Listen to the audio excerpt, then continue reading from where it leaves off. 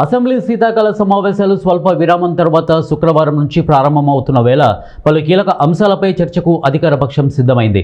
Outsourcing, contract ఉద్యోగుల పేరిట గత ప్రభుత్వం ఏటా కోట్లు అప్పనంగా ఏజెన్సీలకు పంచిపెట్టారని ఆరోపిస్తున్న అధికార పక్షం ఈ అంశంతో పాటు 10 ఏళ్ల కాలంలో బీఆర్ఎస్ ప్రభుత్వం ఏ విధంగా కృష్ణా, గోదావరి జిల్లాలను సక్రమంగా వినియోగించుకోలేకపోయిందో, అలాగే సకాలంలో ప్రాజెక్టులను పూర్తి చేయకపోవడం వల్ల జరిగిన నష్టంపై చర్చ చేపట్టనుంది. రాష్ట్రంలో ఎంపీటీసీ, జెడ్పీటీసీ ఎన్నికలను 42% బీసీ రిజర్వేషన్లతో నిర్వహించడానికి ఉన్న అవకాశాలపై కూడా ప్రభుత్వం చర్చించనున్నట్లు అధికార వర్గాలకు సమాచారం. ఇందుకు సంబంధించిన బిల్లులను ఆమోదించి గవర్నర్కు పంపించినా అవి ఆమోదానికి నోచుకోకపోవడం, ఆ బిల్లులు రాష్ట్రపతికి చేరి నెలలు గడుస్తున్నా ఆమోదం పొందే అవకాశం లేకపోవడంతో ఎలా ముందుకు వెళ్లాలన్న అంశాన్ని ప్రభుత్వం చర్చకు పెట్టనున్నట్లు తెలిసింది.